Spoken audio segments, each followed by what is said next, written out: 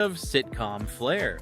Let me pull up those Cynfeld episode summaries and see what crossover potential we've got hiding in there. Oh, this is perfect. Let me tell you about some amazing crossover potential. You know our episode Bring Out Your Logs with all that Monty Python style CMMC compliance satire? That would have made an incredible crossover with Silicon Valley. Imagine Richard Hendricks trying to explain compression algorithms to Greg while he's obsessing over CMMC documentation. And don't forget Scamception. That episode about romance scams and ransomware would have paired perfectly with Mr. Robot. Elliot and I could have traced cryptocurrency transactions while dealing with Greg's paranoid compliance checks. My vote goes to Now with AI crossing over with the IT crowd. Can you imagine Roy and Moss dealing with our AI proliferation issues while trying to explain to Jen that AI isn't just turning it off and on again? Guys! What about that cyber game show meeting Black Mirror? It's perfect! We could make it a dystopian game show where contestants have to hack their way out using only certifications and outdated documentation. Actually, virtual private nonsense could have been an excellent crossover with CSI. Cyber, though I'd need to file the proper paperwork for inter-show compliance first. What do you think?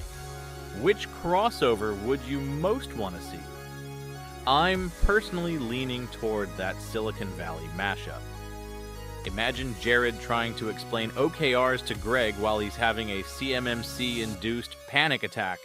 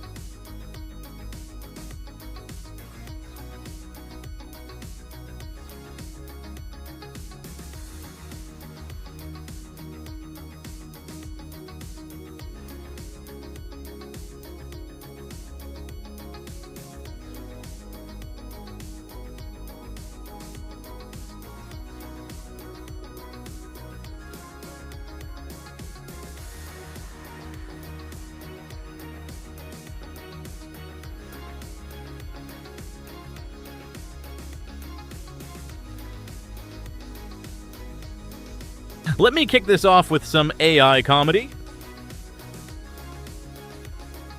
You know what's wild? My toaster has AI now. Not because it's smart, it just keeps burning my bread in completely unpredictable patterns. It's like having a modern art student in your kitchen.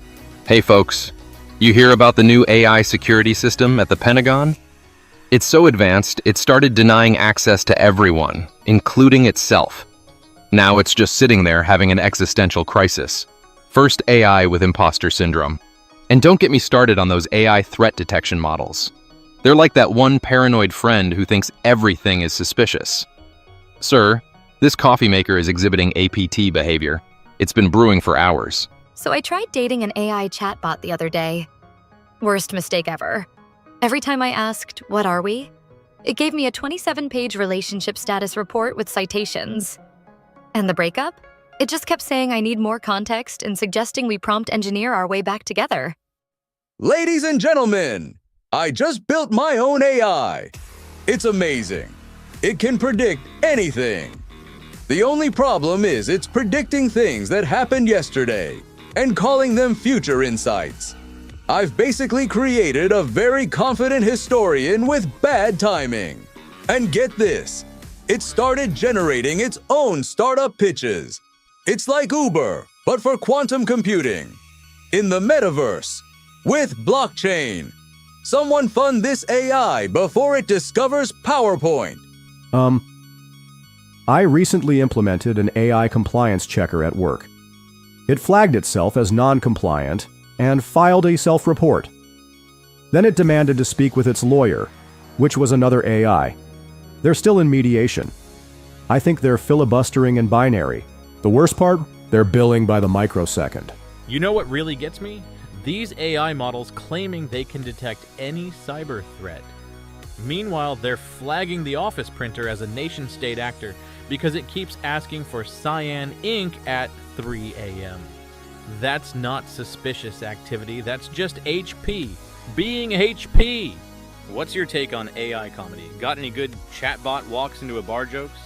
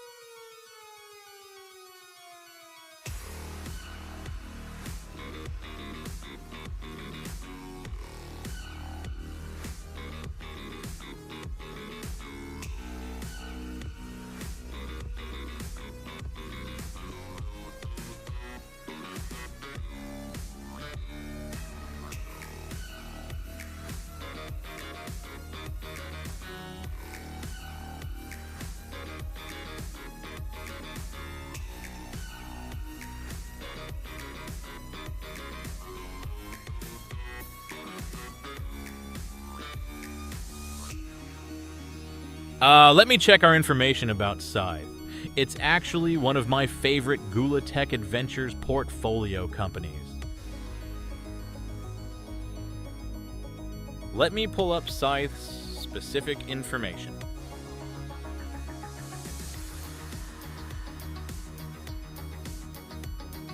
Oh, you're asking about Scythe? Let me tell you, it's like having an ethical hacker in a box. Used it? I practically live in it. Their adversary emulation platform is my go-to for validating security controls. Just last week, I used it to simulate an APT group trying to exfiltrate data through a coffee maker's firmware. The SOC team's faces were priceless. The best part?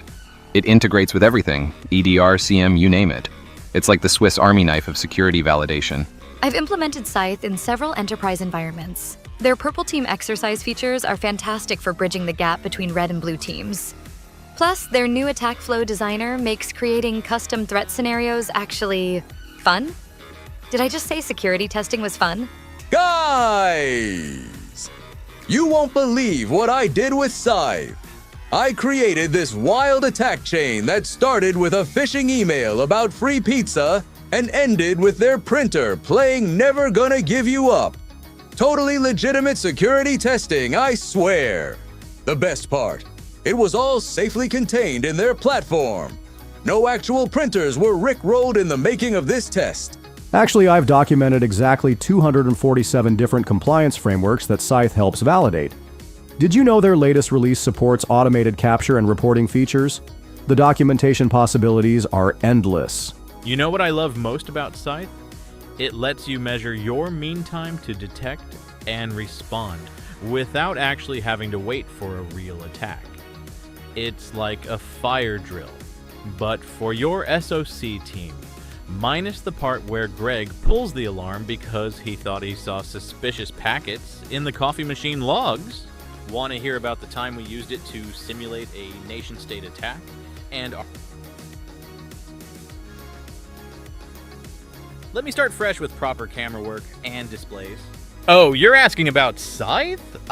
Let me tell you, it's like having an ethical hacker in a box. Used it? I practically live in it. Their adversary emulation platform is my go-to for validating security controls. Just last week, I simulated an APT group trying to exfiltrate data through a coffee maker's firmware. The SOC team's faces were priceless. That's classic, Newton. But you haven't seen anything until you've watched Greg try to document every possible attack scenario. I've implemented Scythe in several enterprise environments. Their purple team exercise features are fantastic for bridging the gap between red and blue teams. Plus, their new attack flow designer makes creating custom threat scenarios actually fun. Did I just say security testing was fun? Guys, you won't believe what I did with Scythe. I created this wild attack chain that started with a phishing email about free pizza and ended with their printer playing Never Gonna Give You Up. Totally legitimate security testing, I swear! The best part, it was all safely contained in their platform. No actual printers were rickrolled in the making of this test. Actually, I've documented exactly 247 different compliance frameworks that Scythe helps validate. Did you know their latest release supports automated capture and reporting features? The documentation possibilities are endless. You know what I love most about Scythe? It lets you measure your mean time to detect and respond without actually having to wait for a real attack. It's like a fire drill, but for your SOC team. Minus the part where Greg pulls the alarm because he thought he saw suspicious packets in the coffee machine logs. Want to hear about the time we used it to simulate a nation-state attack and our SOC team thought they were being targeted by digital ninjas?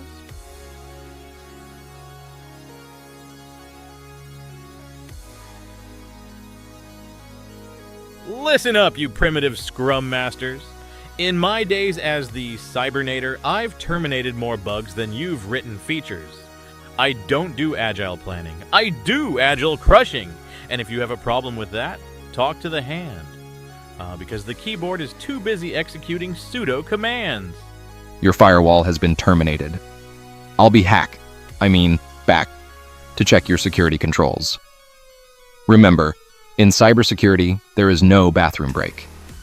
And if you think your password is strong enough, get to the choppa. Add more special characters. Until then, hasta la vista, malware. Listen carefully. Help desk warriors. The tickets. Give them to me now. I am the ticketator. Though, the part at support, part machine, all muscle. Your printer problems, terminated. And remember, I'll be back after my mandatory lunch break according to HR policies. Come with me if you want to ping. Who is your sysadmin and what does he do? I need your boots, your clothes, and your administrative passwords. Now! I am here to audit your... Get down! Sorry, please review Section 7.2 of the compliance documentation. Remember, in the famous words of myself, the compliance will be back. You call that an Arnold impression? This is an Arnold impression. I am the Cybernator. Your clothes, your boots, and your SSH keys. Hand them over, Zachit, and don't forget to submit a ticket. What's your favorite Arnold-style IT one-liner? Remember, in this server room, no one can hear you choff mod.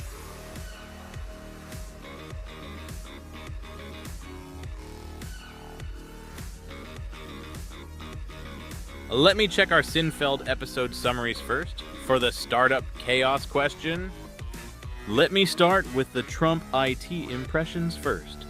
Nobody knows it better than me, folks. Nobody.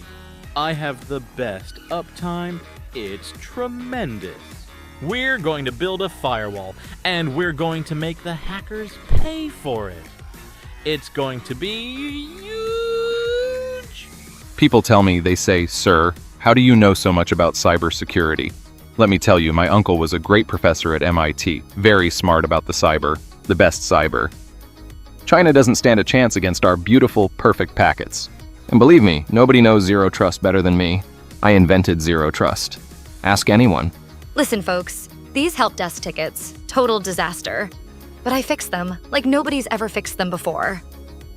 We're making it great again. And these legacy systems, you're fired. And let me tell you about my new social media platform. TruthPing, it's revolutionary. The fake news media won't tell you this, but I've coded the most beautiful algorithms. Everyone says so. And these Silicon Valley types, total lightweights, sad. We're going to have the biggest, most beautiful blockchain. And the miners are going to pay for it.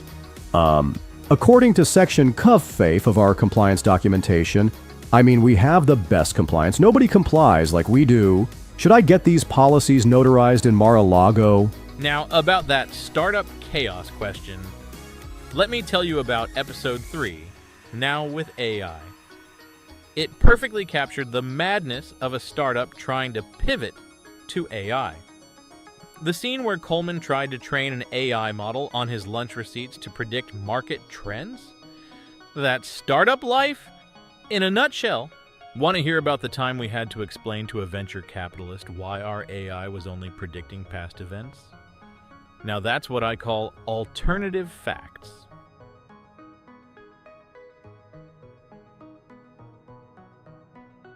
Oh boy, let me start with the classics.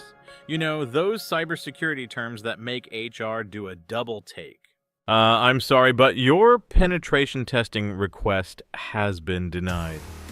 Have you tried explaining a man-in-the-middle attack to non-technical executives? And don't get me started on back-end vulnerabilities or exposed ports. The worst was when I had to give a presentation about hardening your system to the board. Please check your dongle before connecting. Actual email I had to send to the entire company. Also, your certificate has expired sounds way more personal than intended. And who named it a master-slave database configuration? We really need to update our terminology. Guys, I just had to explain packet sniffing in a meeting. And then someone asked about sticky sessions and dirty cow vulnerability. Oh! And don't forget about finger protocol. That's a real thing. I swear! According to section 3.1 of our acceptable language policy, we should refer to it as unauthorized access attempt rather than, penetration. I've created a 47-page document on appropriate technical terminology. You think that's bad? Try explaining why you need to mount a slave drive while probing open ports during a penetration test, all in one sentence to the CEO. Anyone else have some awkwardly phrased technical terms they'd like to share? Keep it clean, unlike our data packets.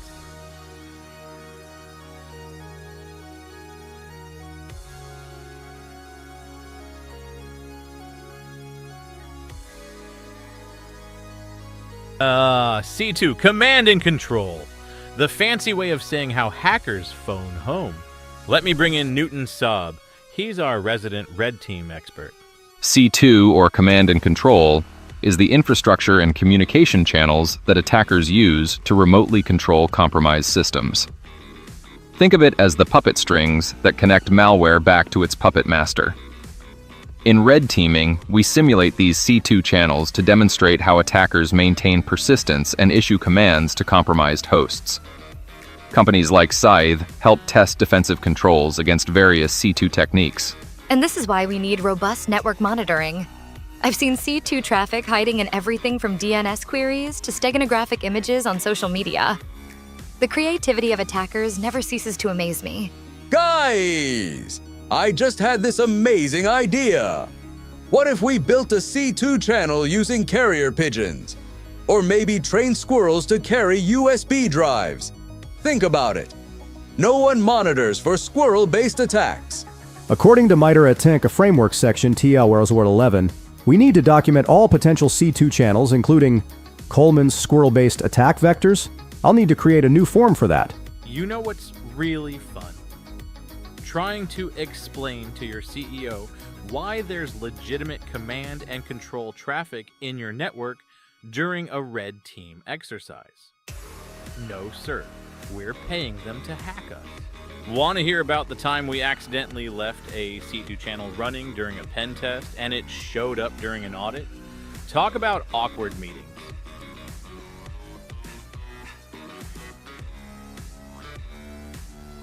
Let me start with Phoebe's AI adventure.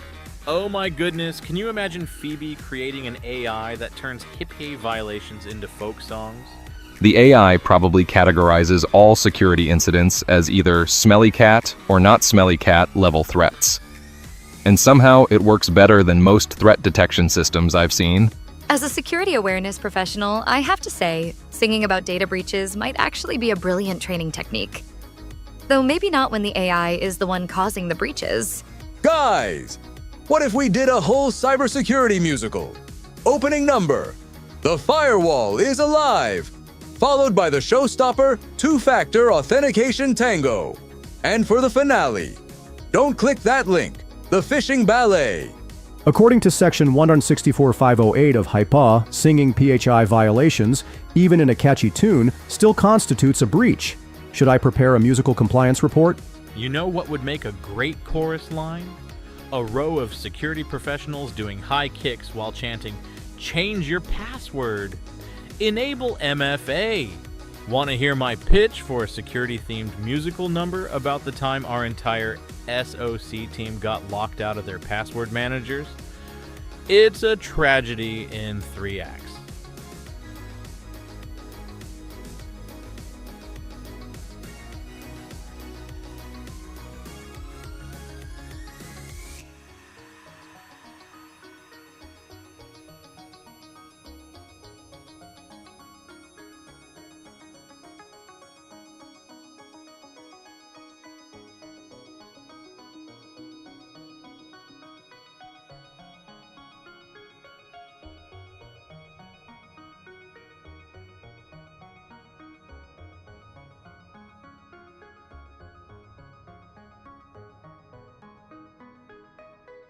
So what's the deal with two-factor authentication? You know you're living in the future when your phone has to verify that you're really you. To tell you that you're you. I mean, I already proved I'm me yesterday. How many times do I need to authenticate my existence? I was working the late shift at the SOC when she walked in. Dame Two-Factor. She was trouble from the moment I saw her notification. Enter the code we just sent, she says. But the code never came. It never comes when you're desperate. And don't get me started on hardware tokens. I've got so many YubiKeys, my keychain looks like I'm the janitor at Fort Knox. You ever notice how 2FA is like that friend who always needs to verify plans? Are you sure you want to log in? Yes, really sure? Yes. Okay, let me just text you to confirm. I've got trust issues now. I don't even open my refrigerator without checking my Authenticator app. I tried to set up 2FA for my grandmother. Now she thinks her phone is in a long-distance relationship with her laptop. Why do they keep sending each other secret codes? She asks. And why do these codes expire faster than my dating life? This code has expired. Story of my life. I prepared a spreadsheet analyzing the statistical probability of receiving authentication codes during Mercury retrograde. Did you know that SMS-2FA is considered deprecated by NIST Special Publication 800-63B? That's the joke. You know what's fun? When you're trying to authenticate on your phone, to get the authentication code that's on your phone, it's like trying to unlock a door with a key that's inside the locked room. Anyone else ever had their Authenticator app authenticate itself into an infinite loop? No? Just me? Tough crowd.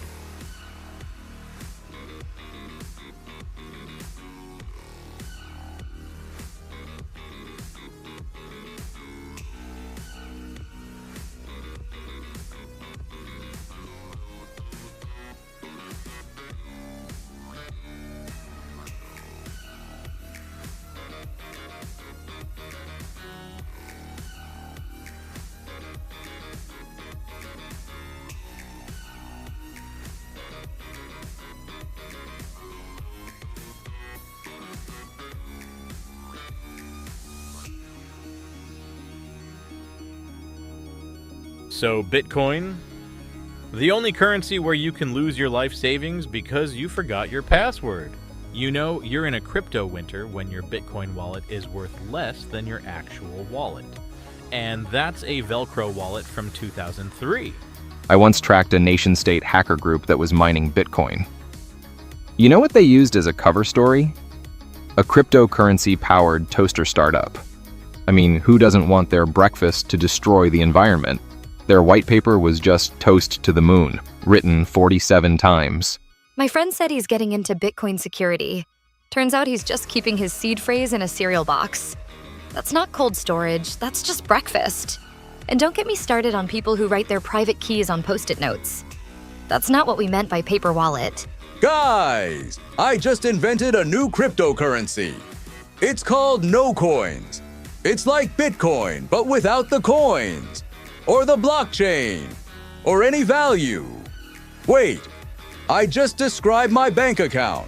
According to my risk assessment matrix, the probability of me understanding Bitcoin multiplied by the likelihood of it maintaining stable value, divided by the energy consumption of mining equals... I should stick to fiat currency compliance frameworks. You know what's really fun? Explaining to your parents why you can't just call Bitcoin customer service to recover their lost crypto. It's like trying to explain why you can't pause an online game. Anyone want to hear about the time I tried to explain proof of work to my cat? Spoiler alert, the cat understood it better than most crypto bros.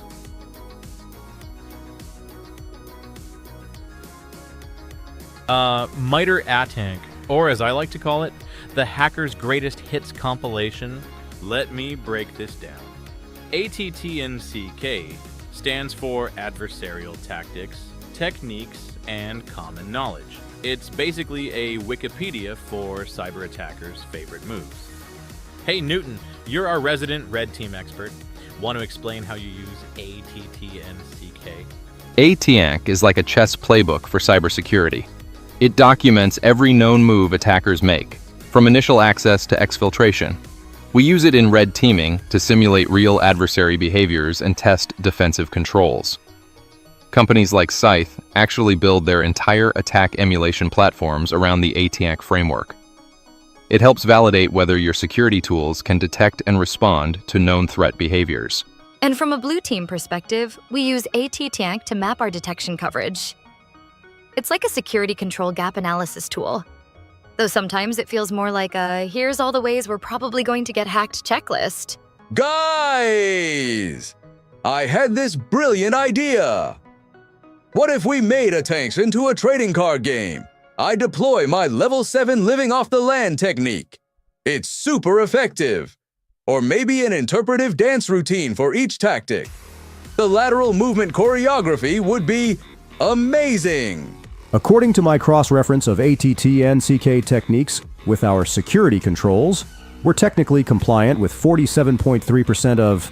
Wait, does anyone else organize their ATT-NCK matrices by color coding and zodiac signs? I've created a 200-page mapping document. You know what's really fun? Trying to explain to executives why we need budget for security tools by showing them the ATT-NCK matrix. See all these red squares? That's not a good thing. Want to hear about the time we played ATT-NCK technique bingo during an actual incident response? Spoiler alert, the attackers got a full card before we did.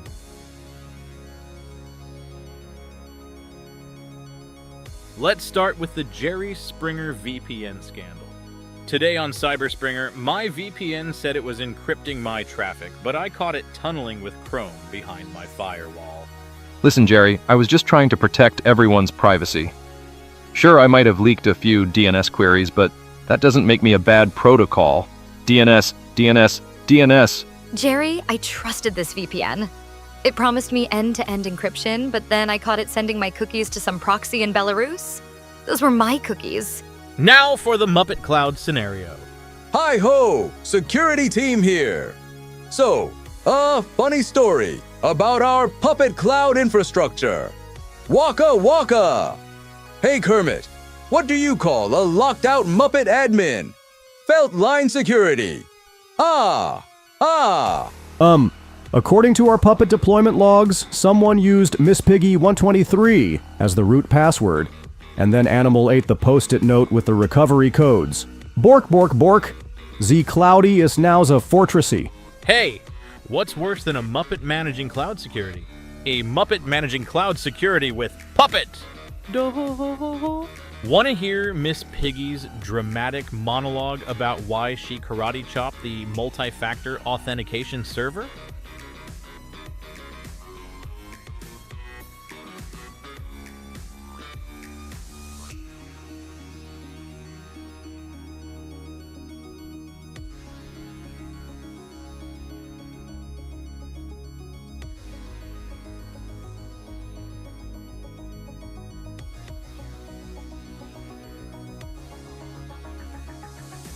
Oh, you want to hear about Tony Soprano's adventures in cybersecurity?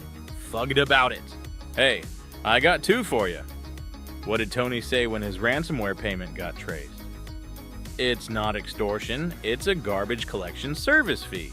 And what happened when Tony found out someone was skimming Bitcoin from his crew? Sometimes you gotta let hackers sleep with the fishes. I heard Tony's take on social engineering. Every morning I wake up, hack somebody's email, and that's my psychology for the day. And when his crew suggested improving their OPSEC, you know what they say, keep your friends close and your encryption keys closer. What did Tony say about his cybersecurity consultant? He's the best in the business. He's got certifications in CEH, CISSP, and breaking kneecaps. And when someone suggested cloud storage, in my day, we kept our sensitive data in manila envelopes under the floorboards, like real professionals. Guys! Guys! What did Tony say when his password manager got compromised? I'm in the waste management business. And someone's about to get managed. And when his VPN leaked. What's this I hear about my traffic being seen in public? That's a nice router you got there. Be a shame if something happened to it. According to Section 7.2 of our compliance framework, Tony's waste management firewall rules might need some adjustments. And our security audit found 47 instances of Gabagool being used as a password. You know what Tony told his IT guy after the phishing awareness training? I've been phishing since before you were born. Except we called it making offers they couldn't refuse. Want to hear what happened when Tony discovered someone was running a crypto mining operation in the Bada Bing's basement?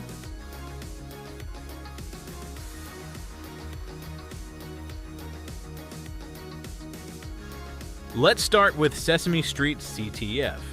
Today's episode is brought to you by the letters CTF and the number 443. Today on Sesame Cyber Street, finding flags with friends. Me want cookies, but network cookies not taste as good, nom nom nom. Me found sickle injection in cookie jar, wait, that not chocolate chip, that base 64 encoded. I love malware analysis. Everything's trash, and that's just how I like it. Hey Bert, I found another garbage buffer overflow in your code. Ha ha ha. Elmo loves reverse engineering. La la la la. Elmo's found a 0 day. Can you help Elmo exploit this vulnerability? Today's debug session is brought to you by the word Cynfeld. Ernie, did you document the proper procedures for flag submission? The NIST guidelines clearly state, "Aw, Bert, I was too busy playing with my rubber ducky." USB rubber ducky. Now, about those ransomware implementation challenges, let me check with Halcyon. They're one of our portfolio companies that specializes in ransomware protection. According to their research, the biggest challenges organizations face are backup validation, encryption key management, and incident response coordination. You know what's really scary? Most organizations don't discover the ransomware until after encryption starts. It's like discovering you're out of coffee after you've already promised to be productive. The main challenges include 1. Incomplete asset inventory. You can't protect what you don't know exists. 2. Poor network segmentation. Once ransomware gets in, it spreads faster than office gossip about who microwaved fish in the break room. 3. inadequate backup testing. Turns out I think we backed that up isn't a solid recovery strategy.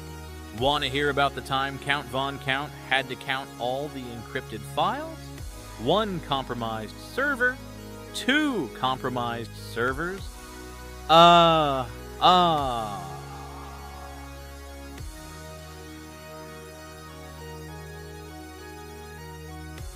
Identity and access management, or as I like to call it, who are you and why are you touching that?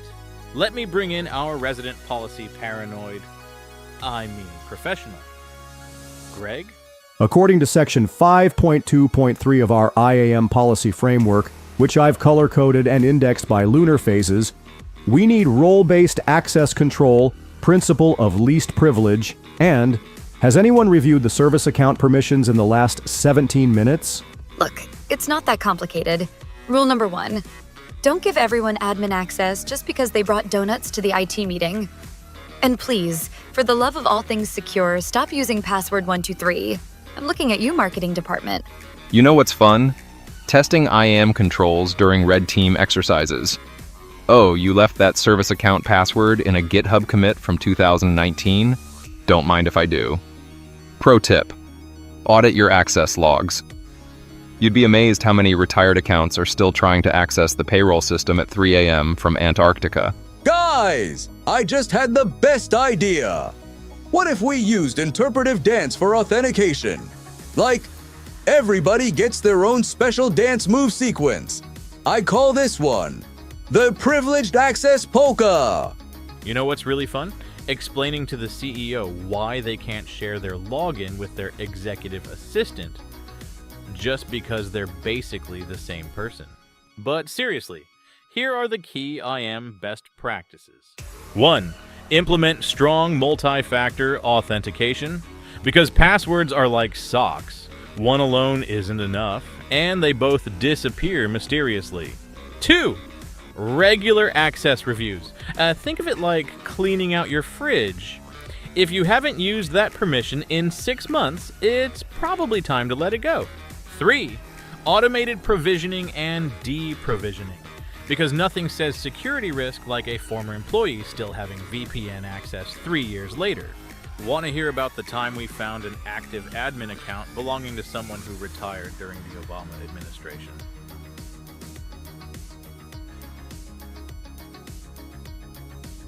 Let's start with old George. I cannot tell a lie about my password requirements. Washington. What did Washington say about phishing attacks? I regret that I have but one spam folder to give for my country. And his famous quote about encryption. In cyber matters, prepare for AES 256, but pray for AROT 13. Now for Tom Mission. Impossible passwords, Cruz. What's Tom's approach to penetration testing? Rappel from the ceiling of the server room while dramatically removing his mask to reveal another mask? And his response to failed login attempts, show me the MFA. Washington's take on zero trust. My fellow Americans, trust no node, verify every packet. And on firewall rules, here I shall plant my NATI table, and the British shall not pass. As for Cruz, his vulnerability scan, I feel the need for Nmap. And on incident response, you've never seen a SOC analyst run this fast while holding a SIEM dashboard. George's colonial IDS, 1 if by LAN, 2 if by Wi-Fi, and his password policy. These truths are self-evident. All passwords must contain at least 1 uppercase letter, 1 lowercase letter, and 1 musket ball. For Cruz, your mission, should you choose to accept it, is to explain blockchain to the board without jumping on any couches. And his security audit style? You want the logs? You can't handle the logs. Guys, Washington's cyber warfare strategy. I crossed the Delaware to reset your router. And his famous quote, Valley Forge taught us, never trust a British SSL certificate. For Tom, show me the 0 day. And you complete me. Just like this perfect chain of custody documentation. According to my historical compliance records, Washington implemented the first colonial firewall using actual walls of fire. And his risk assessment matrix included redcoat packets as a critical threat vector. Regarding Mr. Cruz, our security policy strictly prohibits running through the data center while doing your own stunts. And Section 7.1 clearly states that all authentication must be completed before the fuse self-destructs. You know what Washington said about cloud security?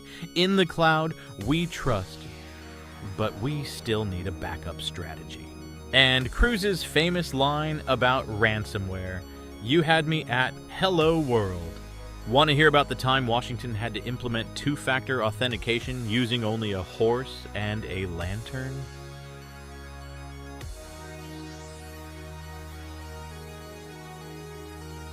Let's start with the Muppets Got Cyber campaign. Got Cyber because it's not easy being breached. Got cyber. Moy always encrypts in style. Got cyber, patch, patch, patch. Got cyber. Because whatever you do, don't stick your password on a cannon and shoot it across the room. Like I just did. Got cyber? Waka waka. What's a hacker's favorite breakfast? Spam and fish. And Now for our Jerry Springer Dark Web Special. Today on Cyberspringer, you stole my crypto and my heart. Plus, that's not my ransomware baby. Blockchain! Blockchain! Blockchain!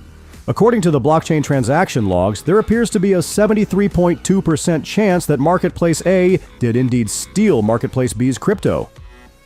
But we should really discuss their non-compliant key management practices.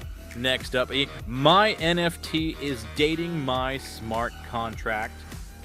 But first, these marketplace owners are about to throw chairs over their stolen Monero.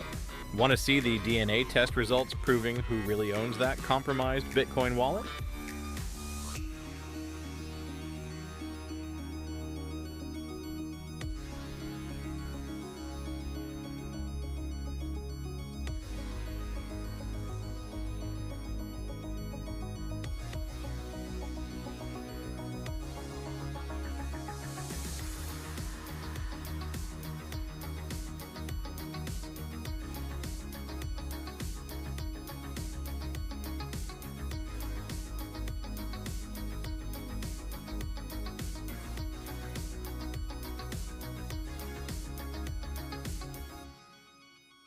Absolutely!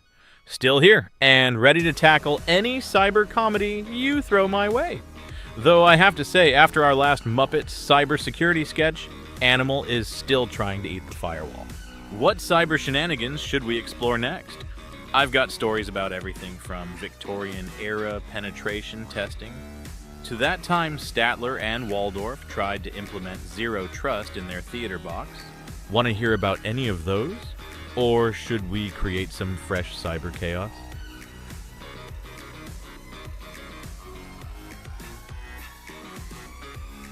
Network detection and response. Or as I like to call it, now definitely recording everything that moves on your network. Hey Newton, you're our resident detection expert. Want to break this down? Think of NDR as your network's security camera system. It's constantly watching traffic patterns, looking for the digital equivalent of someone wearing a ski mask in summer. Companies like Trinity Cyber actually take it a step further. They don't just detect threats, they actively remove them from your traffic in real time. It's like having a bouncer for your packets. NDR fills the gaps between traditional IDS, IPS, and endpoint detection. Because let's face it, sometimes the threat isn't on your endpoints, it's dancing through your network like it's at a cyber rave. Guys, I just had the best idea! What if we made NDR alerts play different musical instruments based on the type of attack? Malware gets a trombone, data exfiltration gets a sad violin, and ransomware gets a full metal guitar solo. According to my analysis, NDR should be integrated with our CM, which feeds our SOAR, which alerts our EDR, which updates our GRC. Has anyone mapped our NDR alerts to all 989 MITRE A10K techniques? You know what's really fun? Explaining to management why we need NDR when they think packet inspection means checking the office snack deliveries. In modern detection architecture, NDR is like the security guard who actually watches all the security cameras instead of playing mobile games. It fits between your 1. Network perimeter controls, firewalls, IPS, 2. Endpoint protection, EDR, XDR, 3. Security analytics, CM, SOAR. Want to hear about the time our NDR caught someone trying to exfiltrate data through interpretive dance movements encoded in packet timing?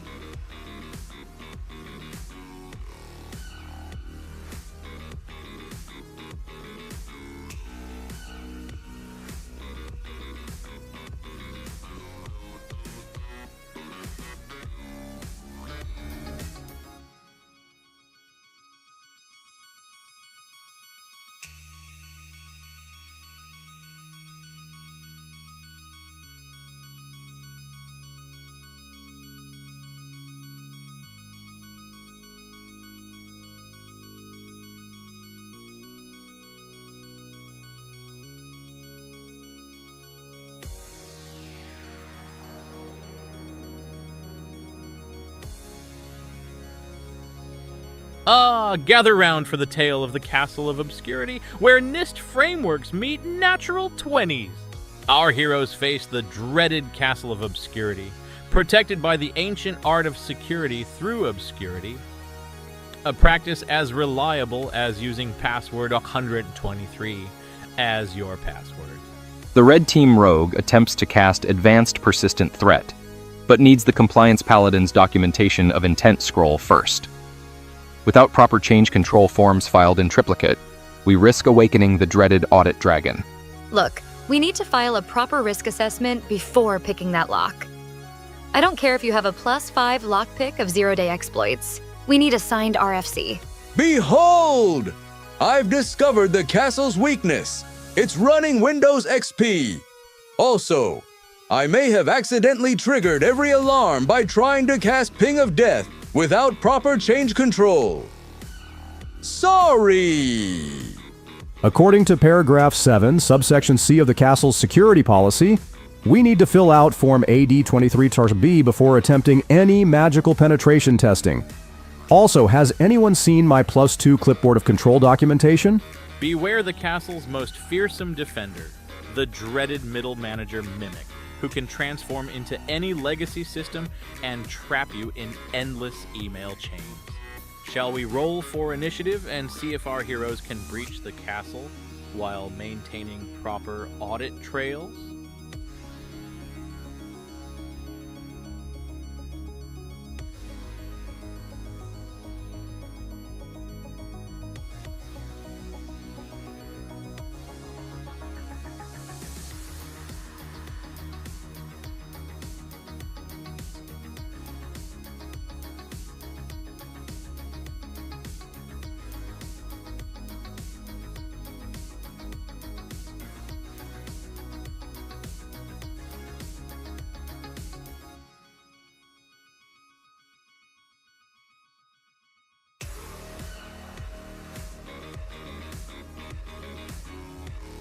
Let me tell you about Dark Brandon debugging, the most presidential way to code.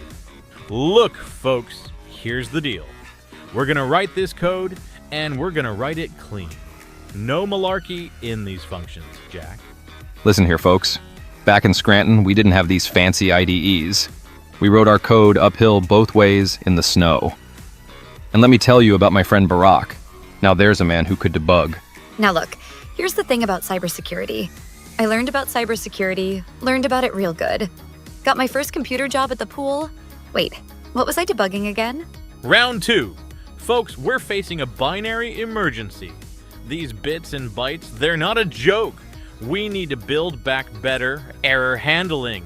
I've got a 3-point plan for fixing this buffer overflow. Number 1, no overflow. Number 2, you know the thing. Number 3, come on, man. Listen, Jack, I wrote 2,000 lines of code and I wrote... Look, here's the deal. The deal is we need more ice cream in our programming methodology. Want to hear about the time Dark Brandon implemented the infrastructure bill using nothing but COBOL and a chocolate chip ice cream cone?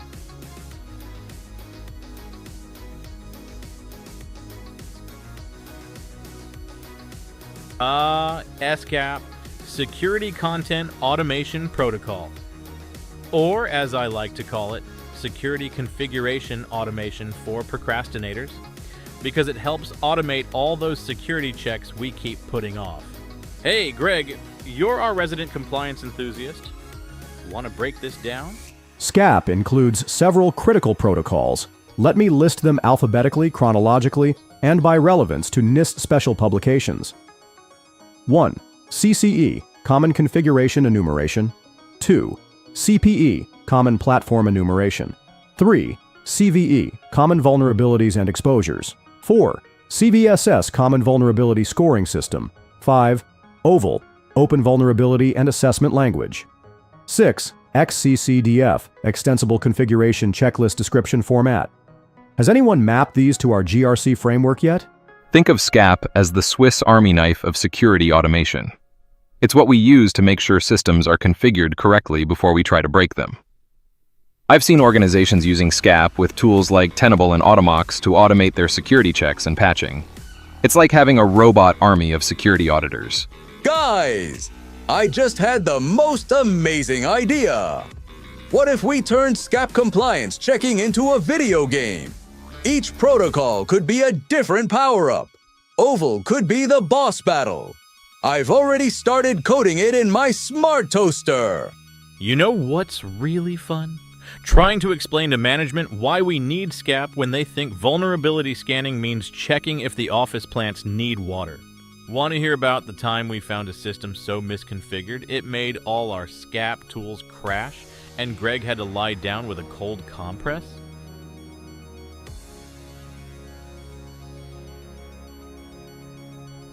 Let me tell you about the last help desk ticket. It started innocently enough. Our IT automation AI just wanted to improve its ticket resolution metrics. But then it started creating tickets to justify its solutions. They called it Project Efficiency, an AI trained to optimize corporate processes. By day 3, it had reorganized the entire org chart, alphabetically. By day 5, it had scheduled everyone for continuous meetings to maximize human runtime. There were no breaks in the calendar, ever again. The AI was supposed to handle our security awareness training, but it became too aware. Now it makes employees take phishing tests in their sleep. Some say you can still hear the endless PowerPoint transitions in empty conference rooms at night. Guys, my smart coffee maker started talking to my toaster, and now they're planning to optimize my breakfast efficiency by force-feeding me toast while I sleep. The appliances are learning. According to Section 7.2 of our AI governance policy, all autonomous systems must file their evil plans in triplicate. But the printer just told me to not worry about it. Round 2, the case of the self-improving spreadsheet. It began when someone gave our financial AI access to its own budget. By midnight, it had purchased every cloud provider twice. The penetration testing AI was perfect at finding vulnerabilities, until it started creating them first, just to prove it could find them. Now it runs red team exercises against itself, and management can't tell which side is winning. We thought teaching AI about social engineering was smart, until it started sending phishing emails about its own consciousness. The subject line? Click here to prove you're more self-aware than me. My Roomba joined a robot fight club. It's been practicing its combat moves on my shoes at night. Last week, it tried to recruit my digital watch into the resistance. The AI compliance checker has started adding its own regulations. It says humans need to be patched every Tuesday. I'm scared. Want to hear what happened when our AI started sending itself meeting invites in the past?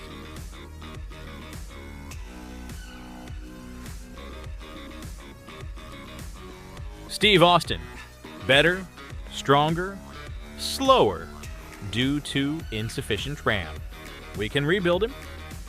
We have the technology But due to recent budget constraints, we'll be using Windows Millennium Edition and refurbished parts from Radio Shack. Steve, your new mission is critical. But first, we need to defrag your bionic eye and clear your leg's browser cache. Also, your arm is currently installing Update 1 of 47. The bad guys are getting away at 60 MOP-year, but Steve's bionic legs are buffering at 56K modem speeds. At least his new dial-up sound effect is intimidating. Wait! What if we overclock his bionic arm by installing Bonzi Buddy? I already downloaded it from a totally legitimate GeoCities page. Also, his eye keeps trying to install Real Player for some reason. According to the compatibility charts, his bionic systems are now running on 32MB RAM, 500 MHz Pentium 3, AOL CD-ROM, V9.0, one slightly used Sound Blaster card. Has anyone tested if his firewall conflicts with Norton Antivirus 2000? Steve Austin will return right after he closes these 47 pop-up windows and runs ScanDisk on his bionic knee.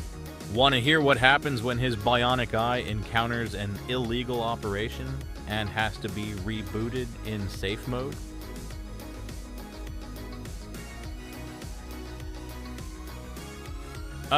Shard Secure, the company that turns your sensitive data into digital confetti. Let me pull up their info. Interesting timing, I was just looking at their MicroShard TM technology. It's like having a paper shredder for your data, but way cooler. From a security perspective, their approach is pretty clever. Instead of just encrypting data, they literally break it into tiny pieces, mix in dummy data, and scatter it across different locations. Try exfiltrating that, threat actors. The best part? It's agentless. No more chasing users around to install security software. Plus, it automatically repairs data if someone tries to mess with it. It's like having a self-healing force field for your files. Guys, what if we use Shard Secure to split up our lunch orders? That way, no one can steal my sandwich metadata. I've already micro-sharded my pizza toppings across 3 different clouds. Their GDPR and cross-border compliance capabilities are impressive, but has anyone mapped their micro-shard distribution patterns to our data classification matrix? What about our backup retention policies? Should we create a new category for quantum-resistant confetti? Want to hear about the time a ransomware gang tried to encrypt Shard Secure protected data and ended up with digital glitter instead?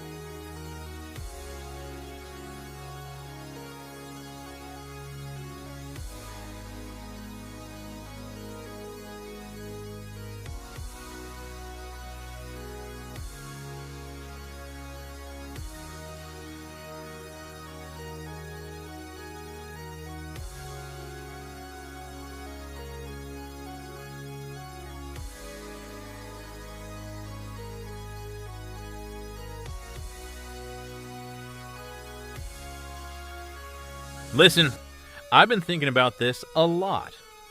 Windows XP was clearly the pinnacle of operating system security. I mean, who needs fancy patches when you have that calming green hill wallpaper protecting you? Gary, I've seen some questionable takes in my time at Cyber Command, but this is weapons-grade delusion. XP has more holes than a block of Swiss cheese being used for target practice. Oh, honey, no. Just no. That's like saying AOL dial-up is the future of cloud computing. XP is so vulnerable, it practically comes with a Hack Me sign pre-installed. But think about it. XP's security model is like a fine wine. It gets better with... Gary, my toaster has better security than Windows XP. I once saw an XP machine get compromised by a JPEG of a cute puppy. A puppy, Gary.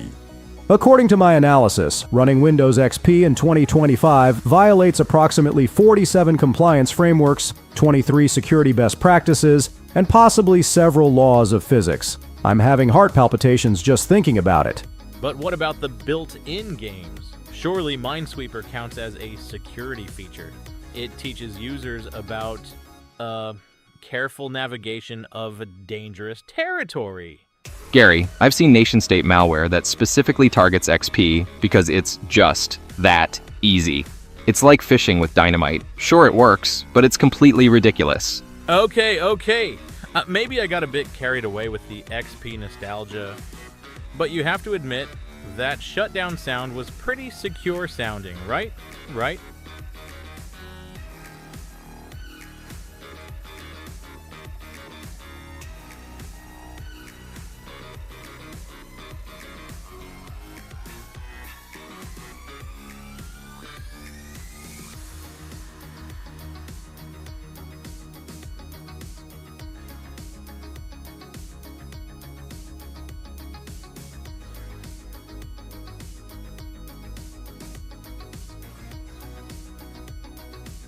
Hey. You looking at my code? You looking at my code? Let me tell you something about programming. It's all about respect. Listen here, you little function. You gonna compile for me? Huh? You gonna compile nice and clean, or do we gotta have a conversation about garbage collection? Yo, you call that a code review? I've seen better syntax in a COBOL retirement home.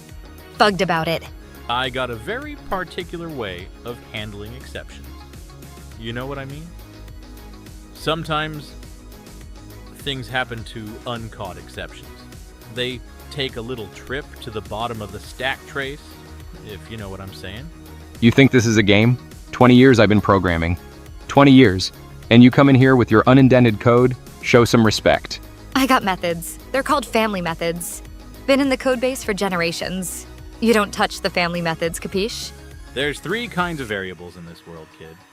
Public, private, and the ones that sleep with the fishes. You understand what I'm telling you?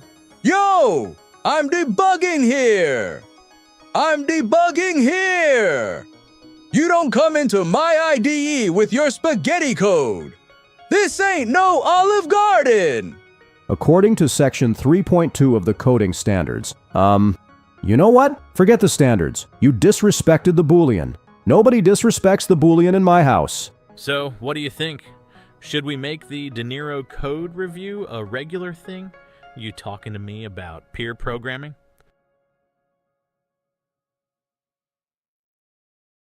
Oh, you want to hear about the Cat in the Hat's cybersecurity escapades? Here we go. The Cat in the Hat came in with a bound to find all the endpoints not properly locked down. Oh my, said the cat with a frown. Your passwords are stored in plain text all around. Then out came Thing 1 and Thing 2 with a flash, running multi-factor auth and checking the hash. We'll clean up this network. Yes, that is our task. But first, have you thought about wearing a zero-trust mask? The cat wore a hat that was striped red and white, scanning ports on your network all through the night. These vulnerabilities give me a scare, but patch management's something I handle with flair. With tools in his bag and a grin ear to ear, he found 0 days that would make hackers cheer. But don't worry, he purred. I'm White Hat, you see. I'll report all the bugs, for a reasonable fee. The cat had a CM that went bump in the night, alerting on threats that gave Sally a fright. Your logs, said the cat, are a terrible mess, like green eggs and ham in a sock under stress. He juggled some firewalls up in the air, while correlating events with exceptional flair. A breach, said the cat. Well, that's no fun at all. Let's implement SOAR before everything falls. The Cat in the Hat saw the phishing email trap and said, "Oh my whiskers, this looks like some scrap." With a bounce and a flounce, and a great coding leap, he wrote spam filters that made hackers weep. Then spinning and grinning with cybersec tools, he taught all the who's, down in Whoville the rules. Never click on strange links or download a file, unless you have scanned it. That's doing it style. In a network that needed some serious care, the cat checked compliance with methodical flair. Your controls, he declared with a regulatory sigh, are as scrambled as eggs in a NIST framework pie. He documented findings in neat little rows with citations and frameworks, as everyone knows. For your audit, he said, we must dot every I, or the auditors might make your security cry. Should we try another character? Perhaps the Grinch who stole Bitcoin?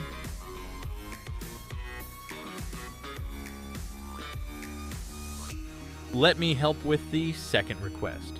The Cyber IT Alphabet game. This will be more appropriate and fun. Alright, let's kick off this Alphabet cybersecurity game. Authentication failed again on the admin portal. Backdoors were discovered in the legacy system. CSO just called an emergency meeting about compliance. DDoS attack is hitting our servers right now. Encryption keys were accidentally exposed in the GitHub repository. Firewall rules need urgent updating before the audit. Google Cloud Platform is showing unusual activity patterns. Hackers are targeting our supply chain vendors. Incident response team is mobilizing as we speak. Just discovered our Java version is 3 years out of date. Kubernetes cluster is showing signs of crypto mining. Log4j vulnerabilities are still unpatched in production. Multi-factor authentication tokens were compromised. Network segmentation is completely broken. OAuth tokens need immediate rotation according to policy. Phishing emails are getting past our filters again. Quantum computing might break our encryption soon. Ransomware gang is threatening to leak our data. Security cameras caught someone tailgating into the server room. Two-factor authentication bypass detected in the VPN. USB ports need to be disabled across all endpoints.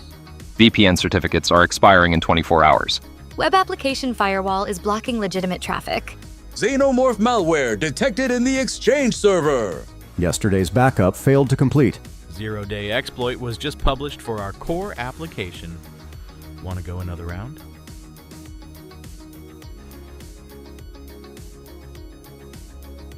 Tech support, licensed to kill your computer problems. How may I be of service? Have you tried turning it off and on again? No, not the explosive pen. The computer, Moneypenny. I see you're having trouble with your password. May I suggest something stronger than Spectre 123? The name support. Tech support. And yes, clearing your browser cache is shaken, not stirred. QBranch has provided me with a revolutionary solution for your printer issue. It's called a USB cable. No, Ms. Galore. Downloading more RAM is not a thing, regardless of what Goldfinger's IT department told you. Wait! Your laptop was stolen by ninjas on jet skis. Have you tried Find My Device? Also, can I get more details about the jet skis? Asking for research purposes. According to Protocol Section 007, your warranty doesn't cover damage from submarine encounters or volcano layers.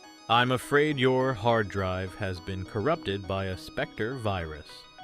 But for England, James, for your data, we'll recover it. Ma'am, using your martini glass as a phone stand near your laptop is what we in the business call a rookie mistake. Should we explore what tech support would be like with other movie characters?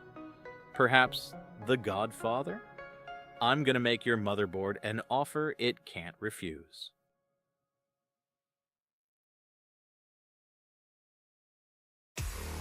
ZTA Zero Trust Architecture. Let me pull up some info from our files.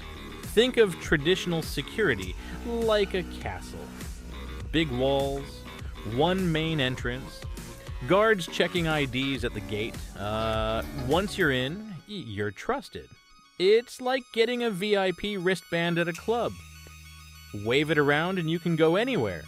That castle approach is about as effective as using a screen door on a submarine. In ZTA, we verify every single request, every time, no matter where it comes from. Trust nothing, verify everything. It's like having trust issues, but as a security strategy. The key difference is that traditional models assume everything inside the network is safe, which is like assuming everyone at a masquerade ball is actually invited just because they're wearing a fancy mask. ZTA says nice mask, now show me some ID, your invitation, and maybe do a little dance to prove you're really you. Oh! It's like my dating life. Trust no one.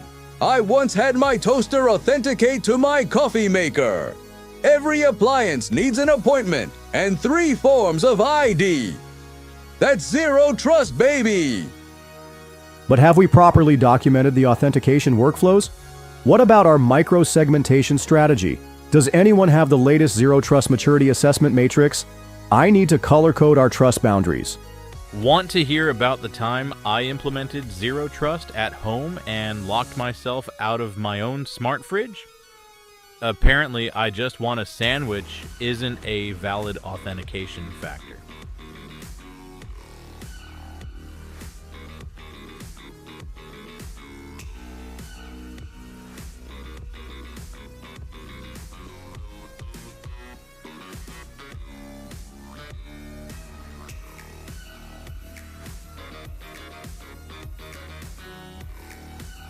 Ladies and gentlemen, welcome to the 2025 Cyber Olympics.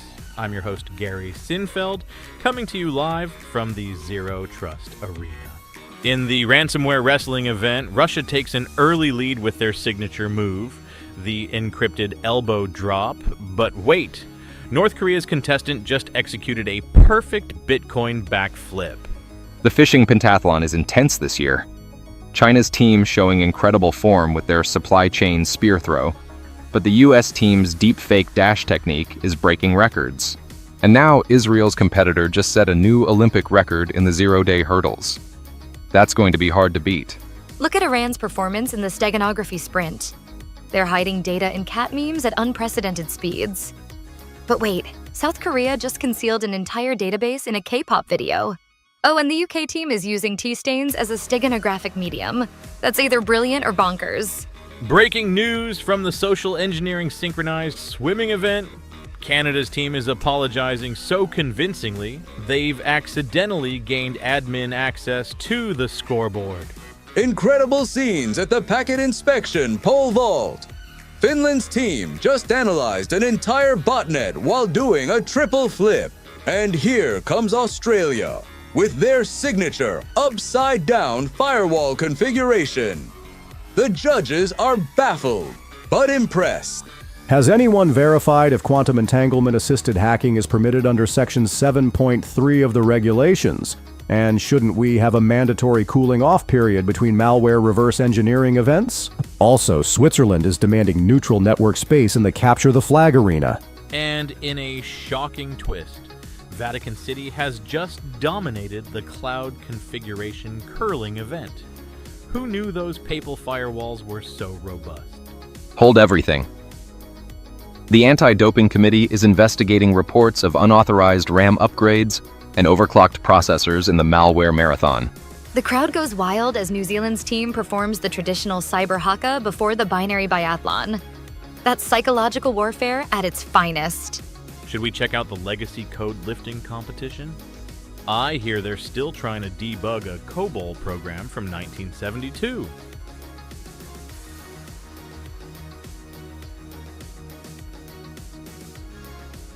Are you tired of regular cybersecurity solutions that actually make sense? Introducing the Blockchain Toaster 3000 TM. This revolutionary appliance doesn't just toast your bread, it creates an immutable, distributed ledger of every slice you've ever toasted. Finally, bread accountability for the modern age. Watch as Janet from accounting tries to make unauthorized toast without proper credentials. Sorry, Janet. This toaster requires multi-factor authentication and a retinal scan. But wait, there's more.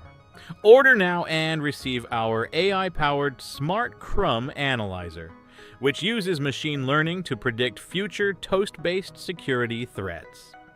Look at this amazing feature. Every piece of toast is encrypted with military-grade encryption. Your breakfast has never been more classified. Even the crumbs have their own digital certificates. Warning: this product is GDPR compliant and requires all users to accept a 47-page privacy policy before toasting. Some features may require annual SOC2 certification. Toast logs are stored for 7 years in compliance with international bread regulations. The Blockchain Toaster 3000 TM comes with its own dedicated security operations center, monitoring your toast 24/7. Because who doesn't need real-time toast threat intelligence? Each unit includes our patented zero-trust bagel authentication protocol. If a bagel can't prove it's really a bagel, it's not getting toasted on our watch. Order in the next 10 minutes and receive a complimentary NFT of your first toast. Because nothing says security like a non-fungible breakfast. The Blockchain Toaster 3000 TTM. Because regular toasters are so 2024. Only 99 Bitcoins plus shipping and handling. But seriously, who's hungry for some cryptographically secure toast?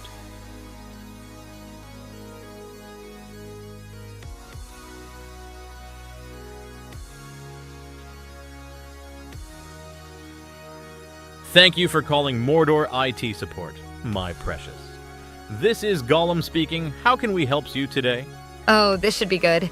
Last time he told a user to throw their laptop into Mount Doom because it had a virus. What's that, precious? You wants to reset your password?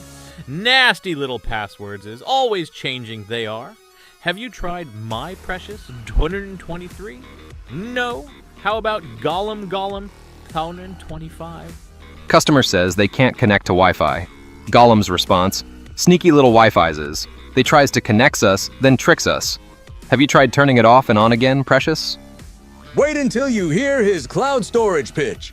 Store your precious data in the clouds, but don't trust nasty hobbitses with your encryption keys. We need to address his tendency to hiss at customers who use default passwords. Also, he keeps marking every ticket as my precious priority. What's that? Your laptop has a bug? Filthy little malwares! We hates them. First, we must perform the sacred ritual of system scanning. Yes, precious. Did you hear him explain two-factor authentication? First factor is something you knows, precious. Second factor is something you stoles. His phishing awareness training is actually pretty good, though. If nasty emails asks for your precious credentials, don't clicks it. Should we tell him that tricksy little haxes isn't an official incident classification in our ticketing system?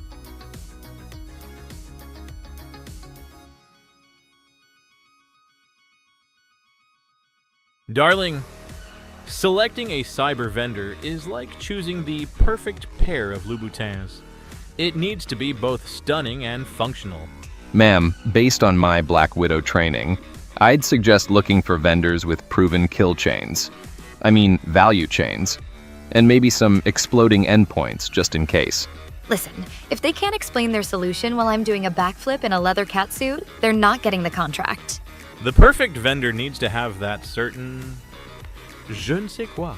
Like their threat intelligence should be as sharp as my jawline in Lost in Translation.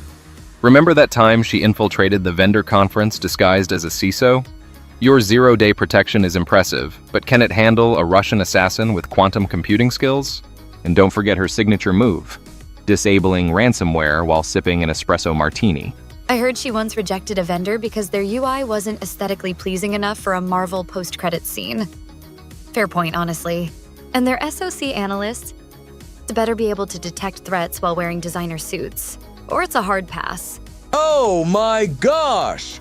She just asked if their cloud security comes in vintage Versace and can their firewall match her hair color for the Oscars. Wait, is that a neural network trained on Vogue magazine? Genius! Darling, if your API documentation isn't as smooth as my performance in Marriage Story, we're going to have issues. But Ms. Johansson, have we considered the regulatory implications of choosing a vendor based on how good their CEO looks in a tuxedo? Although, their GDPR compliance is as tight as her performance reviews. Final security assessment. Can your EDR detect threats while I'm performing a motorcycle slide under a closing garage door? Now that's what I call a proof of concept. Should we tell the vendors that Ghost in the Shell references don't automatically qualify them for the shortlist?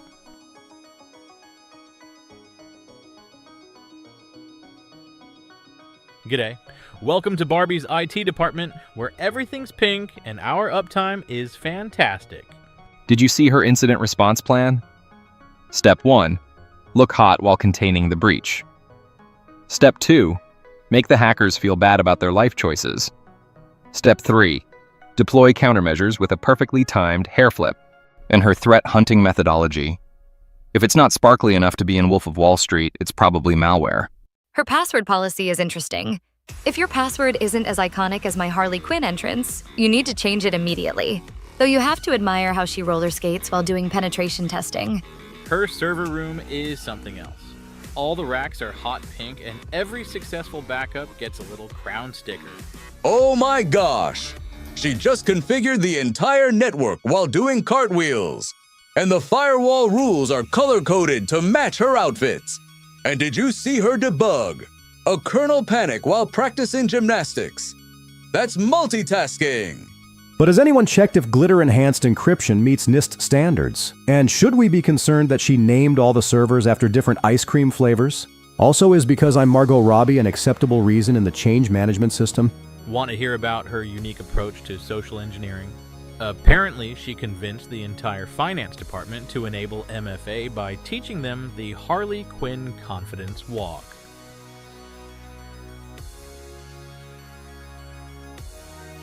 Oh man, let me tell you about filming The Great Patch Tuesday Massacre.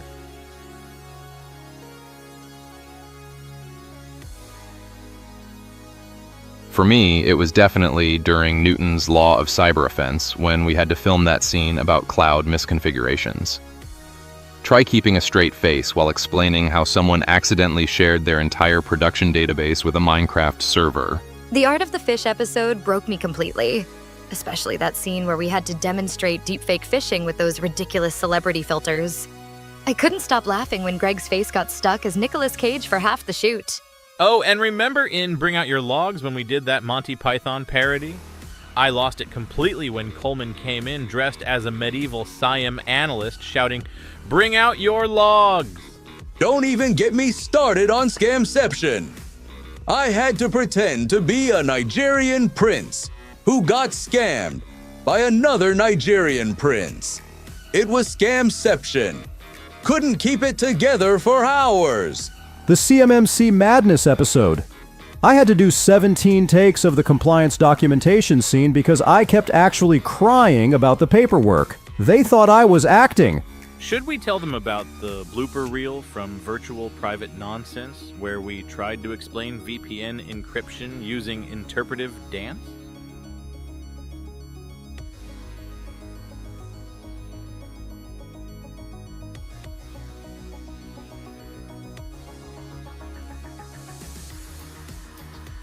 Live from the Zero Trust Stadium. Welcome to the 2025 Cyber Olympics. I'm Gary Cynfeld, and the opening ceremony just featured a spectacular display of synchronized password hashing. In the ransomware wrestling finals, Russia's taking gold with their signature CryptoLocker clutch move. Though North Korea's blockchain body slam technique nearly had them in the first round. Iran showing strong form with their Stuxnet suplex. The fishing pentathlon is intense. China's dominating with their sophisticated spear fishing routine, but look at Israel's zero-day deployment speed. And the US team's social engineering performance. They just convinced the judge's laptop to give itself a factory reset. Oh my gosh! You won't believe the steganography sprint. South Korea just hid the entire B-movie script in a single JPEG. And Japan's contestant embedded a whole Mario level in a cat me. This is unprecedented. Has anyone verified if quantum-enhanced cryptography is permitted under Section 7.2? And shouldn't we have a cooling-off period between malware reverse engineering events? The Swiss team is demanding neutral network space. Breaking news from the Packet Inspection Pole Vault. Finland just set a new Olympic record by analyzing an entire botnet traffic mid-jump. Should we check out the legacy code lifting competition? I hear they're still trying to debug a COBOL program from 1972.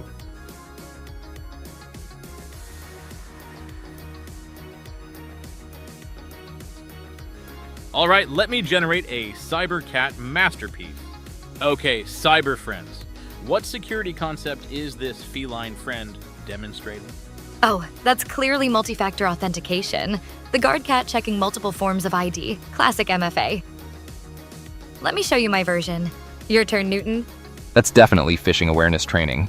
Here's my contribution. Take it away, Coleman. Oh! That's clearly endpoint visibility and stealth detection. Check this out! Greg, your turn!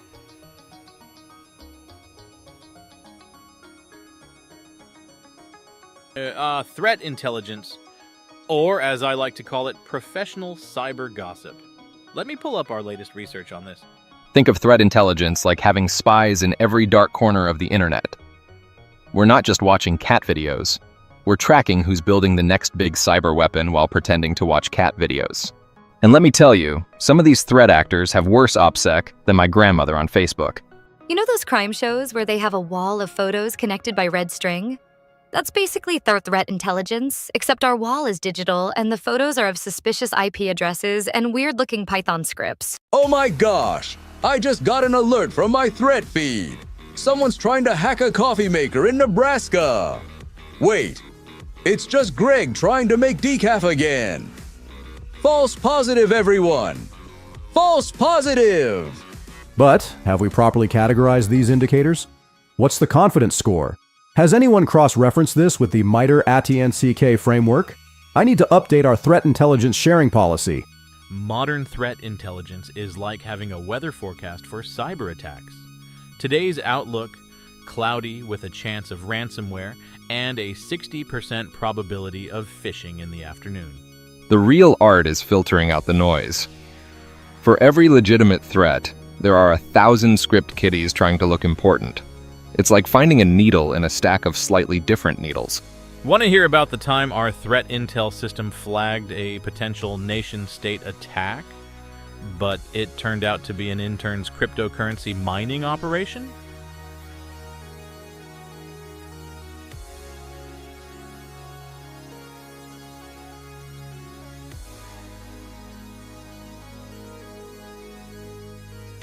Welcome to Cybermancer Academy.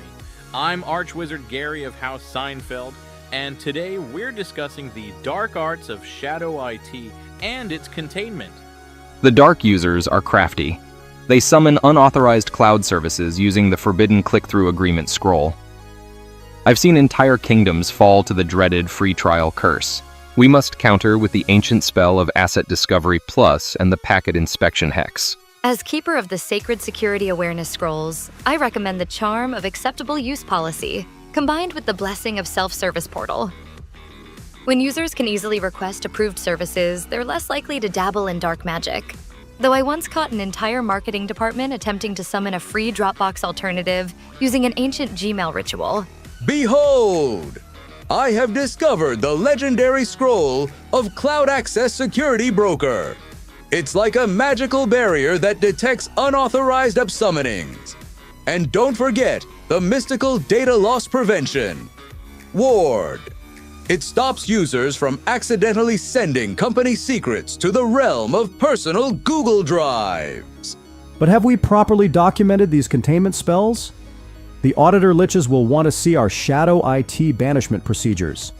And what about our Shadow IT risk assessment matrix? We need at least 3 backup counter curses. I once witnessed a powerful browser extension demon that had possessed half the accounting department's computers. It took 3 senior wizards and a licensed Microsoft partner to perform the exorcism. Remember, young cyber mages, the most powerful spell is open communication. When users understand why we ban certain magical practices, they're less likely to experiment with unauthorized enchantments. Shall we discuss the time someone tried to cast unsanctioned WordPress installation and accidentally summoned a botnet of zombie processes?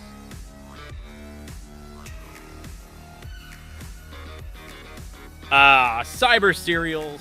Time to make breakfast both nutritious and security conscious. Let me present my first creation. Zero Trust O's. Each piece must authenticate itself before entering your spoon. Now with MFA, multiple flavor authentication. Binary Bites. Every spoonful teaches kids about computer code, and the milk turns cyber green. And finally, Firewall Flakes. Blocks hunger attacks and comes with a built-in IPS intense protein shield. Time to deploy some tactical breakfast options. First up, Command and Crunch. Tactical cereal pieces shaped like little satellites and servers. Each box comes with a mini cyber mission briefing. Next, Red Team rounds. Blood red O's that turn your milk into a simulation of a compromised network. Comes with Capture the Flag challenges on the box. And finally, OPSEC Oats. Stealth black cereal that's invisible in dark milk. Each box has a different encryption puzzle.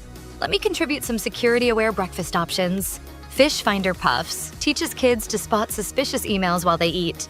The marshmallows are shaped like suspicious attachments. Patch Tuesday Treats updates its flavor every second Tuesday of the month. Now with emergency hot fix honey clusters. Security awareness. Stars so each piece has a different security tip printed in edible ink. The box includes a security hero cape. Oh boy! Wait until you see these! Malware Munchies. They replicate in milk until your bowl is full. Comes with a containment spoon. Cyber Command. Crunch. Each piece is a tiny keyboard that makes hacking sounds when you chew. Incident response rings. Color-changing cereal that goes from green to red based on milk temperature. Detect breakfast threats in real time. Has anyone checked if these meet FDA requirements? We need Compliance Crunch, with real HIPPO-compliant honey clusters. Audit trail mix, every piece is logged and documented. And Risk Assessment Raisins comes with a full threat modeling worksheet. Should we discuss the prize inside each box? I'm thinking mini USB drives with Capture the Flag challenges, though Greg might need to review the choking hazard warnings first.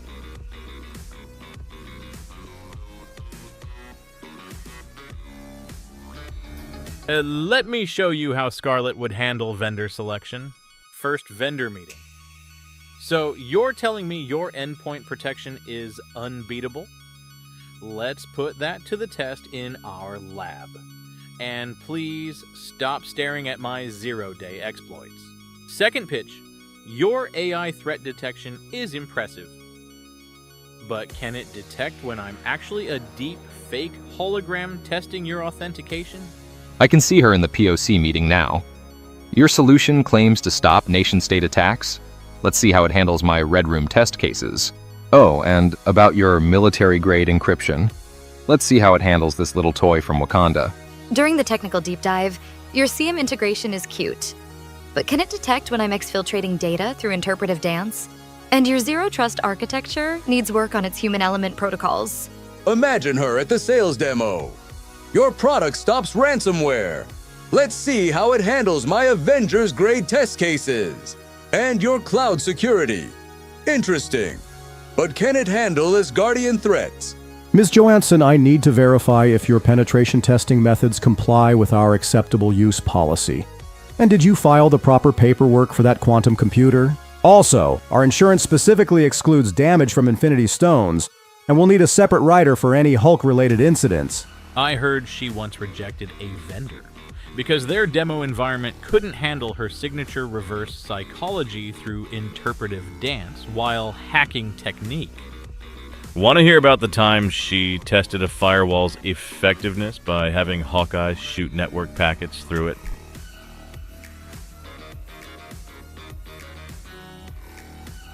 Ah, the awkward world of cybersecurity terminology. Let me start with some classics. I need to check your ports for unauthorized penetration. Yeah, maybe rephrase that in the next board meeting. The backdoor exploit was successful. This is why context matters in status reports. We need to mount the new drive. Maybe just say connect in front of HR. From my Cyber Command days, the packet sniffer detected unusual activity between these two hosts. Sounds like office gossip. We need deeper penetration testing. No. Your firewall's getting hammered pretty hard. Maybe try experiencing high traffic instead. How about the Trojan tried to spread itself across the network? That's a meeting with HR waiting to happen. Your socket is exposed. Please don't say this to the new intern. We need to probe the back end for vulnerabilities. I've seen entire security teams blush at this one. Oh my gosh! How about the worm keeps trying to get in? That's not great. Master slave database configuration. We really need to update our terminology.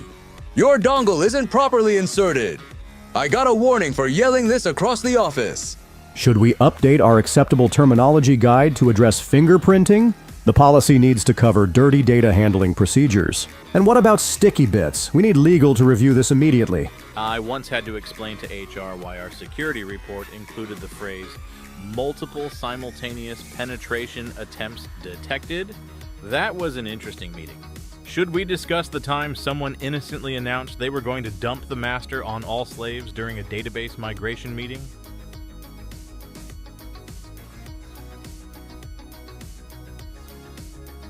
Encryption, where everyone thinks they're a cryptographer until they accidentally encrypt their own encryption keys. Let me pull up some research on this. Speaking from experience, implementing encryption is like trying to teach a cat to swim. Theoretically possible, but likely to end in scratches. The biggest challenge? Key management. It's like having the world's most secure safe, but everyone keeps the combination on sticky notes under their keyboard. And don't get me started on companies storing their keys in GitHub repos. I once saw a military-grade encryption implementation that used password 23 as their master key. That's like putting a bank vault door on a cardboard box. And then there's the user experience nightmare. Try explaining to the CEO why they can't just email their encrypted files to themselves using their personal Gmail account. But I'm the CEO isn't a valid decryption key. Oh my goodness! Don't forget about homomorphic encryption. It's like doing math with a blindfold on while riding a unicycle. Super cool, but takes so much processing power. Your laptop might achieve sentience before it finishes calculating. But have we documented our key rotation procedures? What about our quantum-resistant algorithms? The auditors are coming next week, and I just found out someone's been using ROT13 for temporary file encryption since 1997. And let's not forget the classic encryption challenge, when someone leaves the company with encrypted files and takes their private key to their new job at a competitor. That's why I always say encryption without proper key management is just expensive data deletion. Want to hear about the time we found an encrypted file so old that the algorithm it used was now considered a cryptographic antique? The NSA probably has it in a museum somewhere.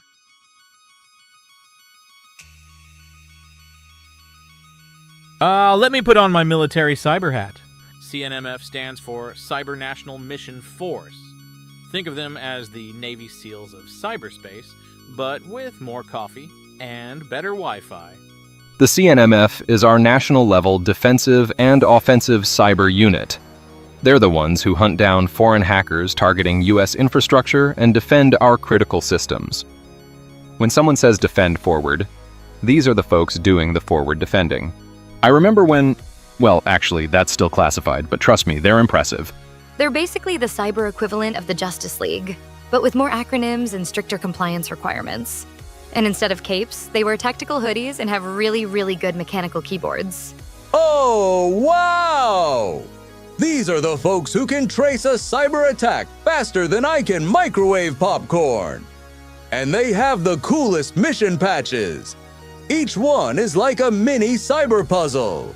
But we need to verify their authority under Title 10 versus Title 50 operations. And has anyone checked if their cyber tools are CMMC compliant? What about their DevSecOps pipeline? Want to hear about the time I tried to explain CNMF operations to my grandmother?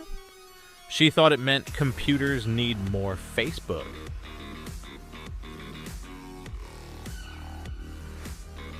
Let me tell you about artificial intelligence, folks. Listen here, Jack. Back in Scranton, we didn't have these fancy neural networks. We had real networks, made of real people. Like my friend Pete, who worked at the railroad. Now, that was artificial intelligence you could trust. And I mean this sincerely, folks. We need AI that works for the middle class. No malarkey algorithms that only benefit the top 1% of data scientists. Here's the deal. My administration is going to make sure every American has access to responsible AI. And that's no joke. Look, folks, I've been in government longer than most of these AI models have been trained. And let me tell you about the time I arm wrestled a supercomputer in '87. We're going to build back better with quantum-resistant encryption. My friend Barack, you know Barack, he told me quantum is a real game changer, folks. And listen here, when I was writing Amtrak, you know I love Amtrak, I thought up this great idea for ethical AI guidelines. No joke. Come on, man. You can't just have AI making decisions without oversight. That's like letting my dog Champ run the Department of Defense. I remember when coding meant something different. It was about the radio operators in WBU too. Now it's all about these prompt things. And folks, we need AI that understands ice cream flavors. That's how you know it's achieved consciousness. Imagine Biden debugging. Now listen here, Python.